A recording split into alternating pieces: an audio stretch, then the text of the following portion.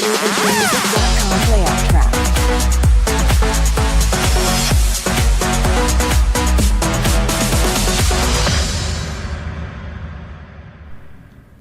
नमस्कार दोस्तों, आप सभी का एक बार फिर स्वागत है हमारे इस YouTube चैनल वी डीजर पर।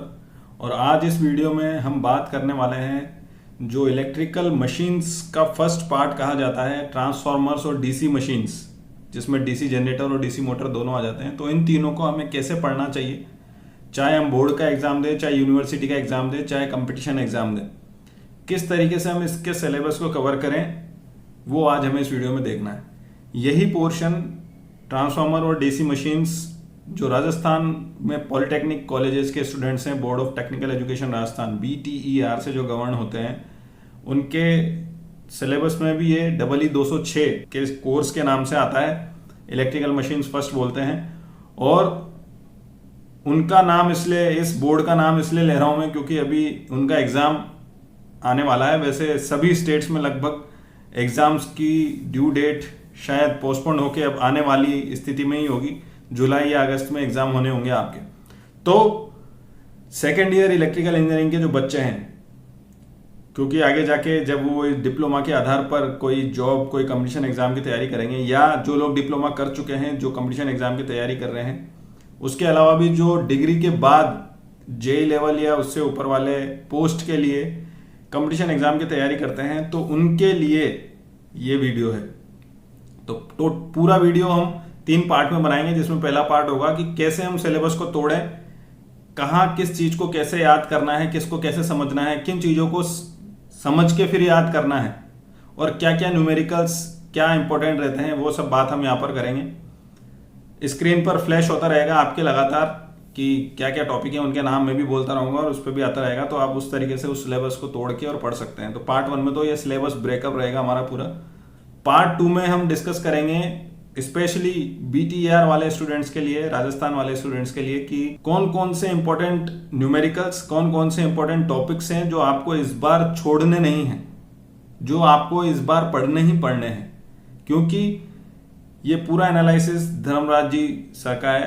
धर्मराज जाट DJ सर के नाम से मशहूर है, गवर्नमेंट पॉलिटेक्निक कॉलेज 12 में लेक्चरर हैं। तो उनसे ही संपर्क करके ये पूरी जानकारी मैंने जुटाई है आप लोगों के लिए, क्योंकि वो काफी टाइम से पढ़ा रहे हैं, काफी कॉपीज उन्होंने चेक करी है बच्चों की, और मैंने भी कई बार पढ़ा है इलेक्ट्रिकल मशीन्स। तो हमारा ये एनालिसिस है कि क्या पिछले पेपर्स में आ चुके हैं और क्या अब आ सकता है, उनको ध्यान में रखते हुए कुछ इंपॉर्टेंट न्यूमेरिकल के टॉपिक और कुछ सब्जेक्टिव ऑब्जेक्टिव के नजरिए से इंपॉर्टेंट टॉपिक आपको बताएंगे, जिनको आपको छोड़ना नहीं है। अगर ये आपने छोड़ दिए तो ये मान लीजिए कि आप कुछ ना कुछ नंबर लूज करके जा रहे हैं पहले एग्जाम में। और जिनको ये टारगेट करना है कि कितना मिनिमम पढ़ लें कि हम पास हो जाएं, तो वो पार्ट 2 जरूर देखें इस वीडियो को, ठीक है ना। पार्ट 1 पार्ट 2 अभी तीनों की टाइमिंग्स में आपके यहाँ स्क्रीन पर फ्लैश करवा दूंगा, जिससे आपको ये पता चल जाएगा कि डायरेक्ट उस पॉइंट पर जाके आप देख सकते हैं, ठीक है। और पार्ट 3 में मैं आपको बताऊंगा एक मॉक टेस्ट, हम फ्री मॉक टेस्ट आप लोगों के लिए लेकर आ रहे हैं ऑनलाइन इलेक्ट्रिकल मशीन्स के ऊपर। तो वो आप कैसे उसको दे सकते हैं, कैसे आपको अटेम्प्ट करना है, गूगल क्लासरूम पे आएगा वो, तो क्या कोड यूज करके आपको गूगल क्लासरूम ज्वाइन करना है, तो वो पार्ट 3 में आएगा। तो ये आप देख सकते हैं इधर साइड में जो आ रहे हैं, ये पार्ट 1 की टाइमिंग है। इस पॉइंट पर जाके आप देखें पार्ट 1 शुरू हो चुका है। इस पॉइंट पर आप देखेंगे पार्ट 2 यहाँ से शुरू होगा, और इस पॉइंट पर पार्ट 3 शुरू होगा इस पूरे वीडियो में, ठीक है। तो ये अपने पूरे वीडियो का इंट्रोडक्शन है। आगे आइए पार्ट 1 की तरफ बढ़ते हैं। तो दोस्तों, इस वीडियो के पार्ट 1 की तरफ अपन बढ़ते हैं और देखते हैं कि कैसे अपन पूरे सिलेबस को ब्रेकअप करेंगे। तो टोटल अपने पास जो सिलेबस है इलेक्ट्रिकल मशीन फर्स्ट में, या पूरा इलेक्ट्रिकल मशीन ही अगर आप बोलो, तो मशीन्स को पढ़ने के लिए, इलेक्ट्रिकल मशीन्स को पढ़ने के लिए 3 चीजें जरूरी है: कंसेप्ट, मेमोराइजेशन और प्रैक्टिस, ठीक है। तो पहला पार्ट जो कंसेप्चुअल पार्ट है, इस कंसेप्चुअल पार्ट को आपको समझना ही पड़ेगा। इस कंसेप्चुअल पार्ट में अपन क्या क्या रखेंगे, 3 चीजें हैं। एक तो सभी मशीन्स के working principle of all kind of machines, ये अपन को समझना ही पड़ेगा। दूसरा है कंस्ट्रक्शन। कईयों को ये लग सकता है कि कंस्ट्रक्शन तो सर रटने की चीज है, कैसे बनता है, क्या होता है, पर ये समझने की चीज है। कैसे बन रहा है, क्यों बन रहा है, इसी कोर का क्यों बन रहा है, लेमिनेशन की यही थिकनेस क्यों है, इसमें ऐसा क्यों मिलाया, ऐसा क्या किया, वो सारी बातें कंस्ट्रक्शन है और हर किसी के पीछे कारण है। चाहे बोर्ड का एग्जाम हो, चाहे यूनिवर्सिटी का एग्जाम हो, चाहे कंपटीशन एग्जाम हो, चाहे इंटरव्यू हो, हर जगह यहीं से क्वेश्चन उठेंगे। तो इसको समझना जरूरी है, समझ के रटिए। तो दूसरा क्या है अपना कंस्ट्रक्शन ऑफ मशीन्स, और तीसरा है फेजर डायग्राम्स। फेजर डायग्राम को अगर आपने सीखा नहीं तो आप कभी उसे याद रख नहीं सकते, उसके तीर इधर उधर ही बनेंगे। तो उसके पीछे कारण है, उस कारण को समझ के, उस रीजन को समझ के फिर फेजर डायग्राम को बनाना सीखिए। ठीक है, तो ये 3 है, ये हर कोई सी भी इलेक्ट्रिकल मशीन उठा लो आप, उसकी ये 3 चीजें कंसेप्चुअली आपको समझनी पड़ेगी। अगर समझ के याद रखी तब तो गलती नहीं होगी, और बिना समझे आंख बंद करके रटी तो एग्जाम में गलती होनी है, पूछते ही कंफ्यूजन होगा। ठीक है, तो पहला पार्ट 1 में कॉन्सेप्ट वाला एक हिस्सा है। दूसरा हिस्सा है मेमोराइजेशन का, जहां आप आंख बंद करके अगर एक बार को याद कर भी लें तो भी आपका काम चल जाएगा। इसमें क्या क्या आएगा, एडवांटेज डिसएडवांटेजेस इसमें गिनी जाएंगी, किन्हीं 2 चीजों के बीच में डिफरेंस, जैसे core type, shell type, shunt type motor, series type motor, इस तरह की चीजें जिनमें अपन डिफरेंस बताते हैं वो इसमें आएंगी। सभी तरह की डेरिवेशंस, ईएमएफ की डेरिवेशन, एफिशिएंसी की डेरिवेशन, टॉर्क की डेरिवेशन, स्पीड की, ये सब की जो डेरिवेशंस हैं, ये डेरिवेशन सब आपको मेमोराइज करनी पड़ेगी। पर मेमोराइज का तरीका बदल जाएगा डेरिवेशंस के लिए, जब तक आप उसे करके नहीं देखेंगे तब तक कोई फायदा नहीं है, तो आपको वो करके देखनी पड़ेगी। ठीक है, फिर मैक्सिमम एफिशिएंसी की कंडीशंस, ये आपको याद होनी चाहिए, बोर्ड के पेपर के लिए भी इंपॉर्टेंट है, इंटरव्यू के लिए इंपॉर्टेंट है, कंपटीशन एग्जाम के लिए इंपॉर्टेंट है। मैक्सिमम एफिशिएंसी की कंडीशंस ये याद रखिए, चाहे ट्रांसफार्मर हो, चाहे डीसी मशीन हो, चाहे एसी मशीन हो, इंडक्शन या सिंक्रोनस, और उसके अलावा ईएमएफ इक्वेशंस ट्रांसफार्मर की और डीसी मशीन्स। तो ये अपना पूरा पार्ट हो गया किसका, मेमोराइजेशन वाला। ये आप भले एक बार को आप आंख बंद करके रट भी लोगे, लिख लिख के प्रैक्टिस कर करके अगर आपने इनको दिमाग में फिट कर लिया तो कन्फ्यूजन नहीं होगा, क्योंकि ये स्टैंडर्ड ऑपरेटिंग प्रोसीजर से स्टैंडर्ड पैटर्न में पूछी जाती है, इसमें घुमाया नहीं जाता है। ठीक है ना। और इसके बाद आता है तीसरा हिस्सा सिलेबस ब्रेकअप का, जिसमें कंसेप्चुअल प्लस मेमोराइजेशन दोनों लगता है। ऐसी भी चीजें हैं जिनमें थोड़ा समझना पड़ेगा, थोड़ा रटना पड़ेगा। ये मेजर पोर्शन कवर करती है अपने सिलेबस का। क्या क्या है, जैसे डीसी मशीन के बारे में बात करो तो आर्मेचर रिएक्शन एंड कम्यूटेशन। आप कह सकते हैं कि सर ये तो पूरा समझने का है, पर नहीं, कुछ चीजें हैं, छोटा कंसेप्ट है जो समझना है, उसके बाद उसको याद रखना ही पड़ेगा आपको। ठीक है ना। ऑल काइंड्स ऑफ टेस्ट, जो भी आपके टेस्ट हैं जो मशीन्स पे, चाहे डीसी मशीन हो चाहे ट्रांसफार्मर हो, उन पे जो परफॉर्म होते हैं वो सारे टेस्ट, उसमें एक छोटा सा कंसेप्ट होगा, वो आपको याद रखना है। उदाहरण के तौर पर ओसी टेस्ट। ओसी टेस्ट से हम क्या करते हैं, उसके आयरन लॉसेस निकाल रहे हैं। ओसी टेस्ट कब होता है, जब ओपन सर्किट करते हैं या नो लोड कंडीशन रखते हैं। किसको नो लोड रखना है, किस साइड को नो लोड नहीं करना है, किस साइड पर मीटरिंग होगी। तो ये सारी चीजें कंसेप्चुअल है। आपने एक बार ये छोटी छोटी चीजें समझ ली तो उसके बाद पूरा प्रोसेस, कैसे हम रीडिंग लेंगे, कैसे कैलकुलेशन करेंगे, वो सब मेमोराइज करना है, वो याद रखना है। बैक ईएमएफ और स्टार्टर के कंसेप्ट वो आपको पहले थोड़े से समझ के और फिर मेमोराइज करने पड़ेंगे। लॉसेज और एफिशिएंसी, इसको निकालने के फॉर्मूले, इसकी डेरिवेशन, लॉसेज और एफिशिएंसी क्या होती है, इसका एक्सप्लेनेशन, और मशीन्स की एप्लीकेशंस, क्योंकि हर एप्लीकेशन के पीछे कोई ना कोई कारण है। ट्रांसफार्मर यही क्यों यूज कर रहे हैं, डिस्ट्रीब्यूशन ही क्यों यूज कर रहे हैं, पावर ट्रांसफार्मर कहीं पे यूज कर रहे हैं तो क्यों कर रहे हैं, शंट मोटर यूज करे तो क्यों करी, डिफरेंशियल मोटर यूज करी तो क्यों करी। तो थोड़ा सा आपका कंसेप्ट होगा छोटा सा, उसको फिर आपको मेमोराइज करना है, कंसेप्ट छोटा सा समझ। तो इस तरीके से ये अपने पार्ट हो गए, कौन से, कंसेप्चुअल एंड मेमोराइजेशन दोनों लगेगा जिसमें। ठीक है। एक चौथी चीज और है बोर्ड को ध्यान में रखते हुए, न्यूमेरिकल्स। वो न्यूमेरिकल में आपको एकदम एंड में, जहां हम इंपॉर्टेंट बात करेंगे कि कौन कौन से न्यूमेरिकल हमें करने चाहिए, वहां बता दूंगा। ठीक है। तो अगला पार्ट 2 जरूर देखें, जिन्हें ये पता करना है कि कौन कौन सा मिनिमम पढ़े ताकि हमारा बैग निकल जाए बोर्ड के एग्जाम में। ठीक है ना। तो आइए पार्ट 2 की तरफ। तो दोस्तों पार्ट 2 के लिए, जैसा कि मैंने शुरुआत में बताया था कि यहाँ पर मैं राजस्थान में जो BTAR से गवर्नड है पॉलिटेक्निक कॉलेज के स्टूडेंट्स, उनके लिए ज़्यादा बताऊंगा कि भाई कैसे आपको मिनिमम कितना पढ़ लेना है कि आपकी बैक निकल जाए या बैक ना आए। तो उसके लिए पहले कुछ न्यूमेरिकल्स के टॉपिक में आपको बताता हूँ कि जिनके न्यूमेरिकल आपको करके ही जाने हैं। एक तो ट्रांसफार्मर और डीसी मशीन्स की एफिशिएंसी वाले जो न्यूमेरिकल है, ट्रांसफार्मर का एफिशिएंसी वाला, डीसी मशीन्स का एफिशिएंसी वाला न्यूमेरिकल, वो आपको प्रैक्टिस करके ही जाना है। दूसरा, ट्रांसफार्मर की all day efficiency. Dharmaraj sir को थैंक यू जरूर बोलिएगा आप लोग, जो लोग उनको जानते हैं वो डायरेक्ट भी बोल सकते हैं, जो लोग नहीं जानते हैं नीचे कमेंट करिए, वहाँ बोल सकते हैं।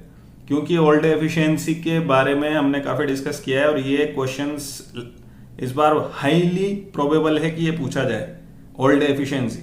ठीक है, डीसी मशीन के जो केवीएल केसीएल वाले न्यूमेरिकल होते हैं, जो अपने सिंपल मोटर हो या जनरेटर हो, शंट हो, सीरीज हो, कंपाउंड हो, किसी भी प्रकार की मशीन हो जिसमें केवीएल केसीएल लगा के कोई ना कोई वैल्यू पूछी जाती है, वो वाले न्यूमेरिकल आप प्रैक्टिस करें। और पांचवा जो हमारा स्पीड कंट्रोल से रिलेटेड न्यूमेरिकल्स होते हैं, क्योंकि स्पीड कंट्रोल के अलग अलग मेथड है, फील्ड कंट्रोल, आर्मेचर कंट्रोल, तो इस पे भी न्यूमेरिकल आते हैं, वो न्यूमेरिकल आप प्रैक्टिस करें। तो ये 5 तरह के न्यूमेरिकल हो गए अपने, जिन्हें अपन को प्रैक्टिस करके जाना है। हाईली प्रोबेबल है इस साल एग्जाम में पूछे जा सकते।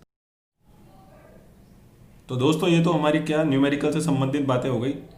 आगे बढ़ते हैं और ये देखते हैं कि कौन कौन से मोस्ट इंपॉर्टेंट टॉपिक्स हैं जो इस बार आने के पूरे चांसेस हैं। पुराने पेपर का एनालिसिस और जो धर्मराज सर ने पुरानी कॉपीज चेक करी हैं, बच्चा कैसे लिखते हैं और किस तरह के क्वेश्चन पूछे जाते हैं, किस तरह के उनको आंसर मिलते हैं, उन सब के आधार पर उन्होंने हमें ये कुछ मोस्ट इंपॉर्टेंट टॉपिक्स बताए हैं जो कि हाईली प्रोबेबल हैं, जो इस साल आने के पूरे चांसेस हैं। ठीक है ना, तो आइए एक एक करके देखते हैं उनको कि वो क्या क्या, वो कौन कौन से टॉपिक हैं। सबसे पहला तो है, जैसा कि हमने शुरुआत में भी बात करी थी, वर्किंग प्रिंसिपल।